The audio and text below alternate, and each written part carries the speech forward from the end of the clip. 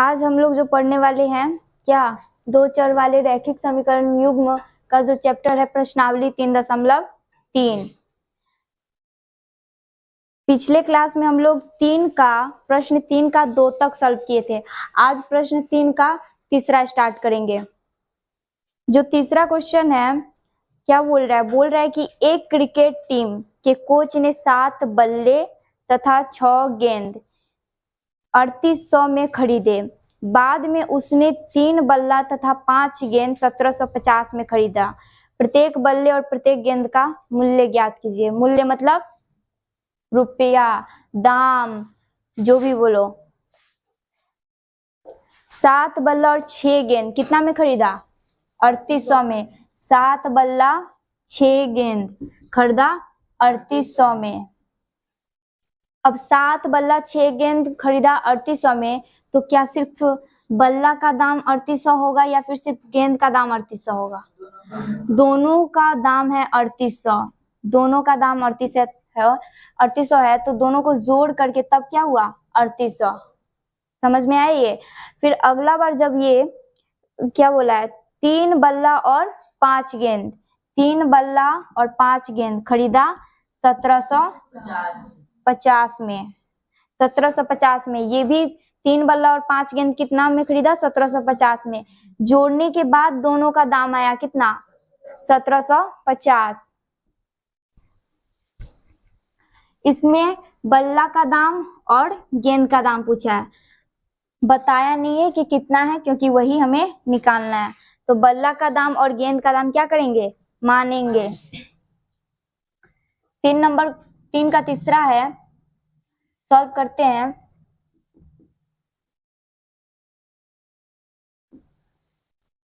माना कि बल्ले का दाम कितना है? 100 रुपया है। दाम पूछा है तो रुपया होगा ना, 100 रुपया है। तथा गेंद का दाम Y रुपया है। तो प्रश्न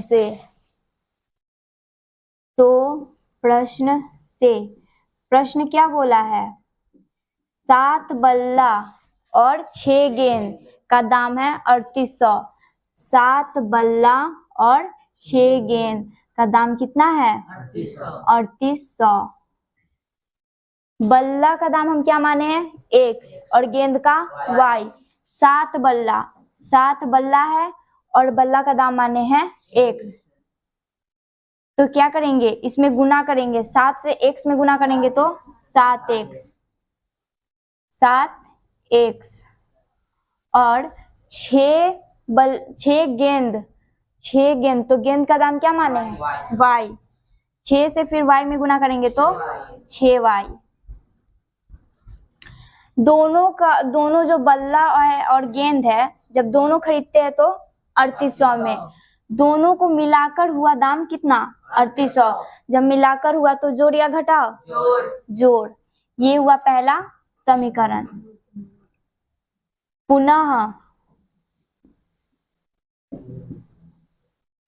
पुनः दोबारा में बोला है कितना? 3 बल्ला और 5 गेंद कितना रुपया में? 1750 में। 3 बल्ला 5 गेंद 1750 रुपया में। बल्ला का दाम क्या माने हैं?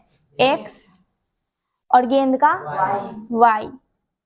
दोनों को जोड़कर हुआ रुपया कितना? 1750। ये है समीकरण 2। अब आगे इसको सॉल्व करेंगे। पिछले क्लास में हम बताए हुए थे कि ये जो क्वेश्चन है किस विधि से सॉल्व करनी है? किस विधि से? प्रतिस्थापन विधि से। तो इसे सॉल्व करेंगे किस विधि से? प्रतिस्थापन विधि से। समीकरण 1 है, 2 है, किसी से भी हम पहले सॉल्व कर सकते हैं। हम सॉल्व करेंगे किससे? समीकरण 2 से। तो लिखेंगे समीकरण 2 से। समीकरण 2 क्या है? 3x + 5y के बराबर में 1750 50। 3x के बराबर में क्या हो जाएगा 1750। ये प्लस में 5y है, बराबर के उधर जाएगा तो माइनस में 5y। फिर x के बराबर में क्या आ जाएगा 1750 माइनस 5y, और ये गुना में 3 है, बराबर के उधर जाएगा तो भाग में 3। ये x का मान निकल गया, इसको हम समीकरण 3 मान ले। समीकरण 3। अब जो x का मान निकला है उसको हम समीकरण डाल देते हैं किस में 1 में। x का मान समीकरण किस में रखने पर 1 में रखने पर, 1 में रखने पर समीकरण 1 क्या है 7x प्लस 6y बराबर में 3800। 7 x के जगह क्या डालना है 1750 माइनस 5y के बट्टा में 3। क्यों डालना है क्योंकि ये जो x है हम ऑलरेडी x का मान निकाल चुके हैं ना x का मान यहाँ पे 1750 माइनस 5y बट्टा 3, और यही x का मान इसके जगह पे डालना है। ये जो x दिया है उसके जगह डालेंगे 1750 माइनस 5y बट्टा में 3, प्लस में क्या है 6y बराबर में 3800। अब गुना करेंगे 7 से, 7 से गुना करेंगे ऊपर वाले में, 7 से गुना करेंगे अगर 1750 में तो 0 35 49 7 7 49 53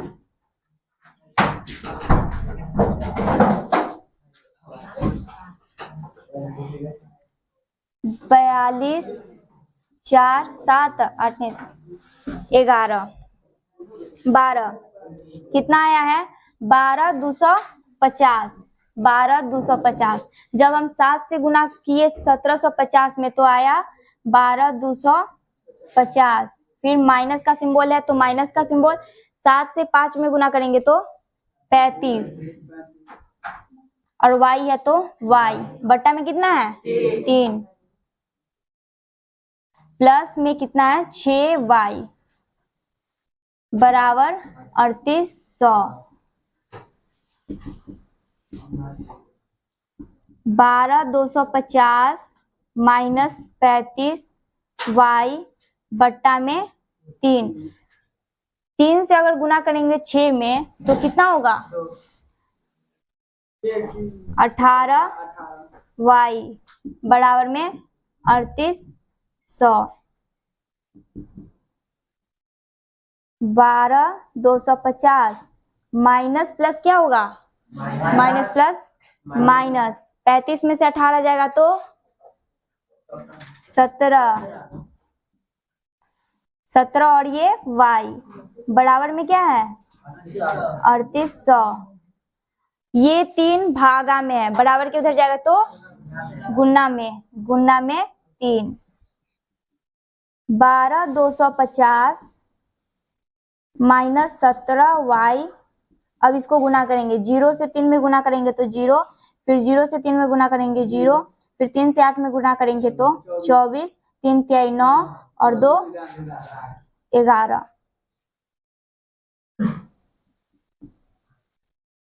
माइनस 17y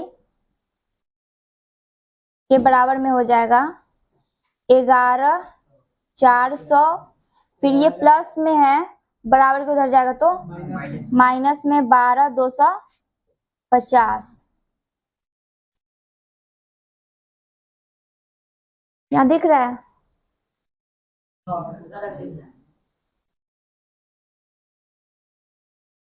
आगे सॉल्व करेंगे। माइनस 17y बराबर 11400 में से घटाएंगे 12250 को, 0 का 0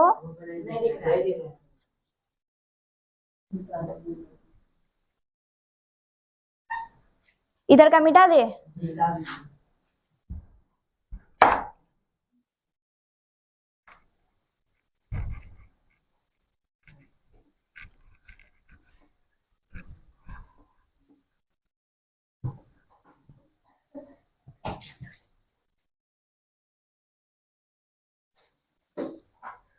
आगे जो है यहाँ पे सॉल्व कर रहे हैं, ठीक। -17y बराबर, अब इसको घटाएंगे, 0 का 0, फिर 10 में से 5 जाएगा तो 5, और ये बच कितना गया, फिर इसमें से इसको घटाएंगे तो 8। अब बताओ, ये छोटा है 11 और 12 क्या है, बड़ा है। छोटा में से घटा है 12 को, तो आगे किस चीज का सिंबल होगा, माइनस का होगा ना। ये बराबर की इधर भी माइनस है, इधर भी माइनस है, माइनस से माइनस कट गया, y बराबर 850। ये गुना में 17 है, बराबर के इधर आया तो भाग में, फिर y 17 से काटेंगे 850 को, 17 पचे 85, कितना बार में कटा, 50 बार में। y का मान निकल गया, y का मान समीकरण जो हम 3 माने हुए थे उसमें डालेंगे, समीकरण 3 में रखने पर समीकरण 3 क्या निकला हुआ था, समीकरण 3 निकला हुआ था x के बराबर में 1750 माइनस 5y बटा 3। x के बराबर में 1750 माइनस 5 और y के बीच में किसी चीज का सिंबल नहीं है तो गुना का सिंबल। y का मान क्या निकला है, 50 बट्टा में 3। x के बराबर में क्या आएगा, इसके बराबर में आएगा 1750 माइनस 50 से 5 में गुना करेंगे तो 250 बट्टा में 3।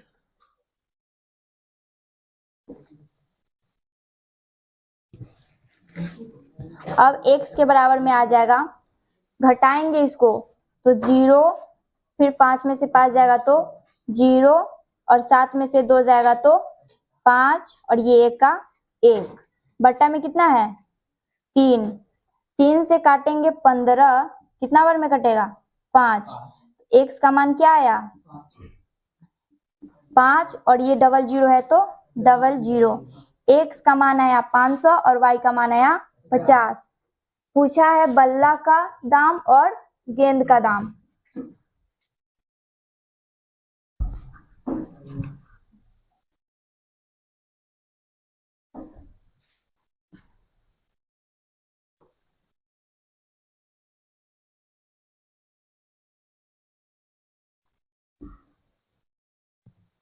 अतः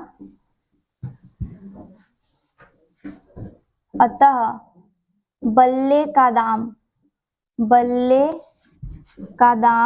क्या माने हैं, बल्ले का दाम क्या माने हैं, x माने हैं। यहाँ पे बल्ले का दाम x माने हैं, तो x का मान क्या आया है, x का मान आया है 500,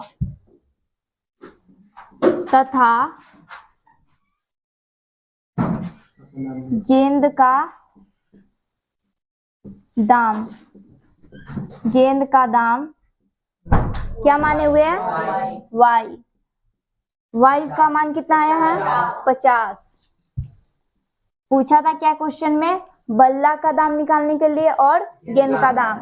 जब हम बल्ला का दाम माने x और गेंद का दाम माने क्या y, तो x का मान आया 500 और y का मान आया 50, तो लास्ट में लिख दिए अतः बल्ले का दाम x बराबर 500 तथा गेंद का दाम y बराबर 50। अगर हम एग्जाम में यहीं तक y बराबर 50 लिख देते हैं और x बराबर 500, हम बना रहे हैं एग्जाम का कॉपी, मतलब एग्जाम में जो है वो सॉल्व हम कर रहे हैं, तो हमको पता चल गया कि ये जो y निकला है किसका मान है, गेंद का दाम है। जो y का मान निकला है गेंद का दाम है, और जो x का मान निकला हुआ है वो बल्ले का दाम है, क्योंकि हम ये ऊपर ही मान चुके थे। लेकिन ये जो पॉइंट होता है लास्ट में लिखने वाला, अतः बल्ले का दाम इतना है और गेंद का दाम इतना है, ये नहीं लिखते तो इसमें 1-2 नंबर कट जाता है। इसी से लास्ट में आपका पूरा क्वेश्चन थोड़ी ना पड़ेगा, सॉल्यूशन थोड़ी ना पड़ेगा, लास्ट में ये पढ़ लेगा कि हाँ अतः बल्ले का दाम इतना है, गेंद का दाम इतना है, तो इस पे नंबर भी मिलेगा। अगर नहीं लिखती हो तो नंबर भी कटेगा। समझ में आ गया? ये सब भी लिखना है पूरा। जब सॉल्व कर रही हो तो इतना लिखने में क्या जाता है? कुछ जा रहा है क्या? पेन का इंक जा रहा है या पेन खत्म हो रहा है, पेन का बॉल टूट जा रहा है? कुछ नहीं जा रहा है। और अच्छा बात है कि पेज भर जाएगा। 2 लाइन से कम पेज तो भरेगा ना, 2 लाइन का।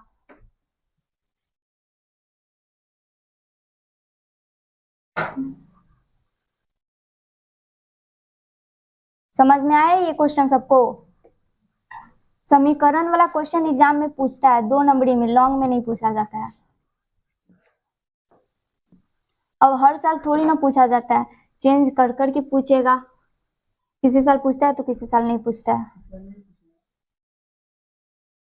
तुमको पता है पूछेगा कि नहीं पूछेगा?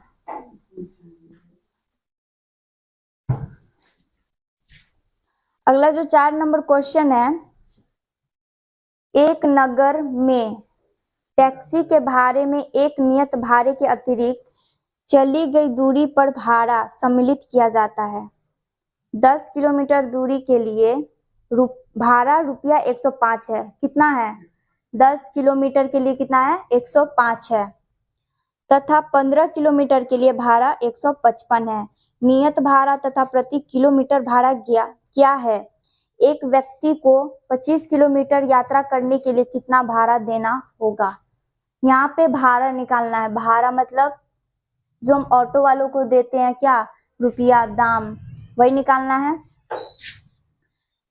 अब इसमें लास्ट में बोला है कि जो एक व्यक्ति है, अब व्यक्ति कोई भी हो, बड़का आदमी, अमीर हो या फिर छोटा गरीब हो, कोई भी व्यक्ति हो, वो 25 किलोमीटर दूरी तय करता है। कितना किलोमीटर? 25 किलोमीटर। अब पूछ दिया है कि जब वो 25 किलोमीटर जा रहा है कहीं पे, तो उसको कितना पैसा देना होगा। तो पहले हमको क्या निकालना है? भाड़ा निकालेंगे, तब तो इसका पैसा भी निकालेंगे कि कितना इसको देना है और कितना नहीं। तो हम भाड़ा क्या करते हैं? पहले मानते हैं। माना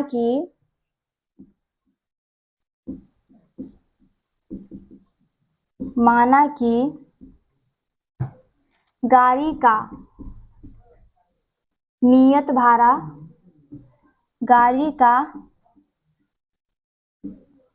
भाड़ा, क्या है? X रुपया है तथा प्रति किलोमीटर भाड़ा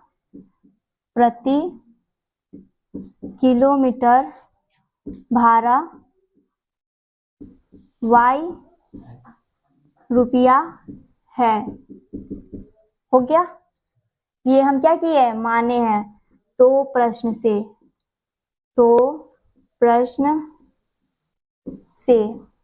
अब प्रश्न क्या बोला है?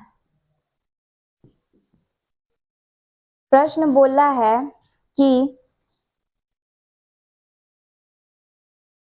10 किलोमीटर दूरी के लिए भाड़ा कितना है? 105 है।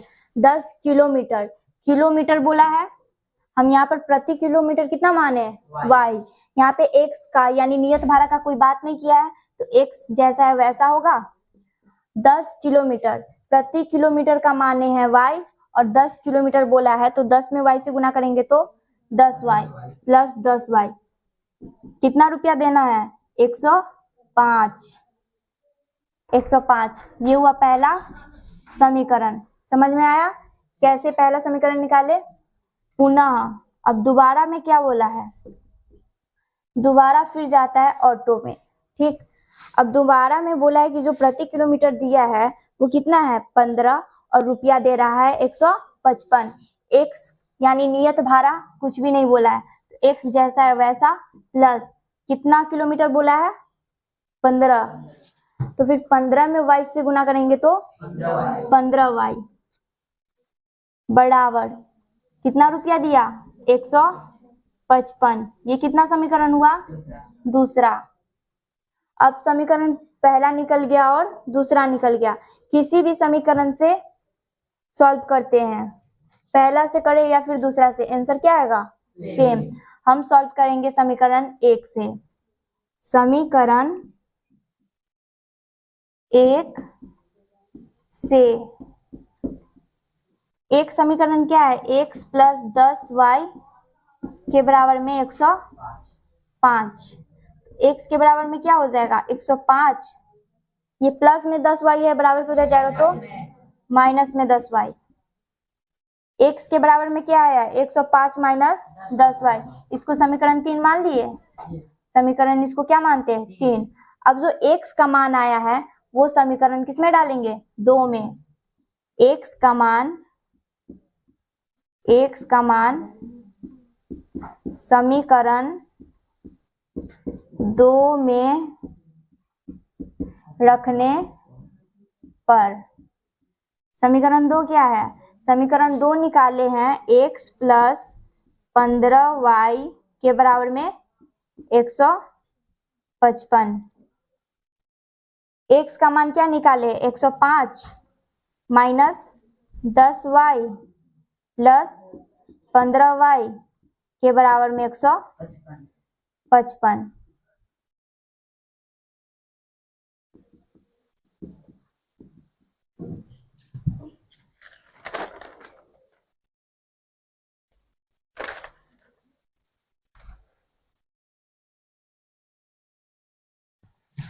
105 माइनस प्लस क्या होता है माइनस, यानी कि घटाओ, 15y में से 10y जाएगा तो 5y, 5y बराबर में कितना है 155।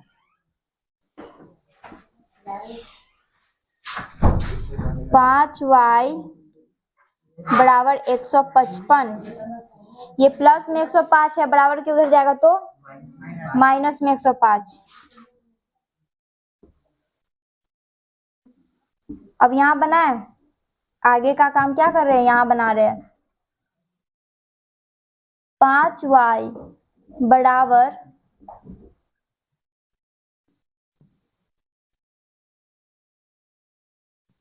155 में से घटाना है किसको 105 को, 155 में से घटाना है 105 को, 5 में से 5 जाएगा तो 0, फिर ये बचा 5, 5 में से 0 जाएगा तो,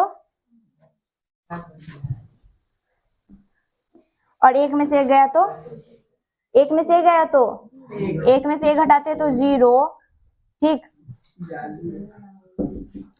y बराबर हो जाएगा 50, ये 5 गुना में, बराबर के उधर जाएगा तो भाग में, 5 से 50 को काटेंगे तो y का मान क्या आ गया 10।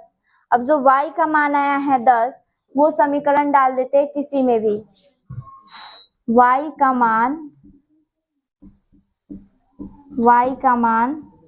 समीकरण, मेरे पास है समीकरण 1, 2 और 3। इजी किस पे होगा, x का मान निकालना है, डायरेक्टली y का मान डालेंगे और x के बराबर में आंसर आ जाएगा, ठीक। तो हम डाल रहे हैं समीकरण 3 पे, x का मान समीकरण 3 में रखने पर, समीकरण 3 क्या है, x के बराबर में 105 माइनस 10y, 105 माइनस 10, किसी चीज का सिंबल नहीं है तो गुना का, y की जगह क्या डालना है 10, x के बराबर में 105 माइनस 10 से 10 में गुना करते हैं तो 100, x के बराबर में क्या आएगा 105 में से 100 गया तो 5, और y का मान आया है 10। पूछा क्या है नियत भाड़ा और प्रति किलोमीटर भाड़ा, तो नियत भाड़ा निकल गया 5 और प्रति किलोमीटर भाड़ा निकल गया 10। अतः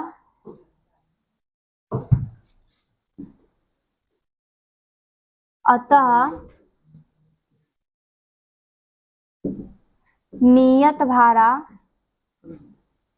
क्या माने हैं x माने हैं, x के बराबर में क्या मान आया है 5 आया है, 5 तथा प्रति किलोमीटर भाड़ा, प्रति किलोमीटर भाड़ा क्या माने हैं y का मान क्या आया है 10। एक ये आंसर आ गया जो पूछा था भाड़ा, नियत भाड़ा और प्रति किलोमीटर भाड़ा, और दूसरा नंबर में एक और बात बोला गया था, क्या बोला गया था कि 25 किलोमीटर यात्रा करने पर, 25 किलोमीटर यात्रा करने पर उस व्यक्ति को कितना भाड़ा देना होगा। किलोमीटर, यहाँ पे हम किलोमीटर, प्रति किलोमीटर का मान क्या माने हैं, y, यानी कि यहाँ पर भी x का यानी नियत भाड़ा का कोई बात नहीं किया गया है। तो x जैसा है तो वैसा। कितना किलोमीटर का बात किया है, 25 किलोमीटर। y है, हम क्या माने प्रति किलोमीटर, y माने हैं, तो 25 से y में गुना करेंगे तो 25y, 25y। इसके बराबर में क्या मान ले, 0, 0, ठीक है। x का मान क्या आया है, 5 प्लस 25 गुना और y का मान क्या है, 10, 5 प्लस 25 से 10 में गुना करते तो 250, और फिर इसको जोड़ेंगे 5 से 250 में तो कितना होगा, 255। उस व्यक्ति को कितना रुपया देना पड़ेगा, 255। कब, जब वो 25 किलोमीटर दूरी तय करता है तब। एक ये आंसर आ गया। अब लिखेंगे अतः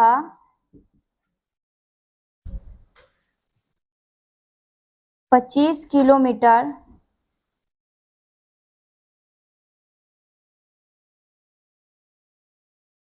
अतः 25 किलोमीटर यात्रा करने पर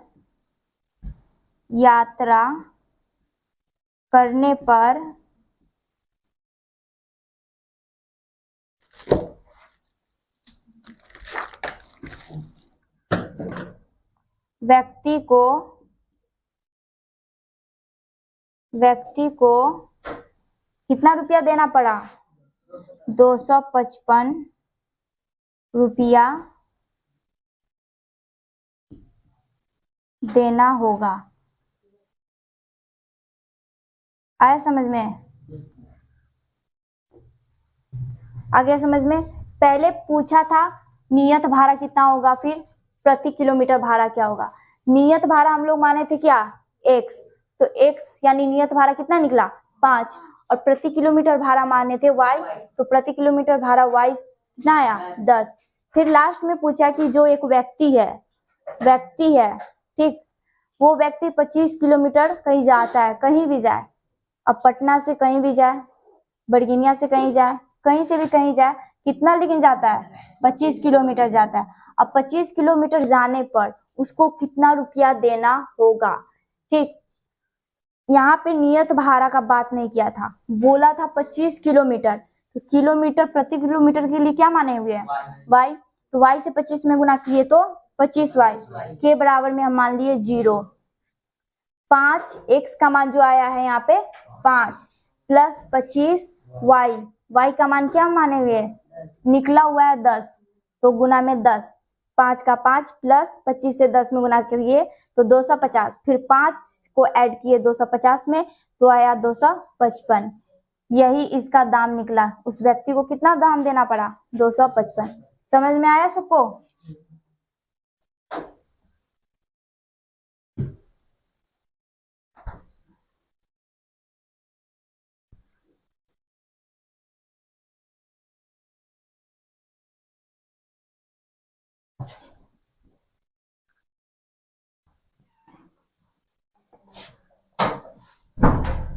अगला जो क्वेश्चन हम अभी सॉल्व किए हैं, कितना नंबर क्वेश्चन, 4 नंबर। अगला 2 और क्वेश्चन है 5 और 6। 5 और 6 हम सॉल्व करेंगे कल, ठीक। आने वाला नेक्स्ट क्लास में सॉल्व करेंगे 5 और 6।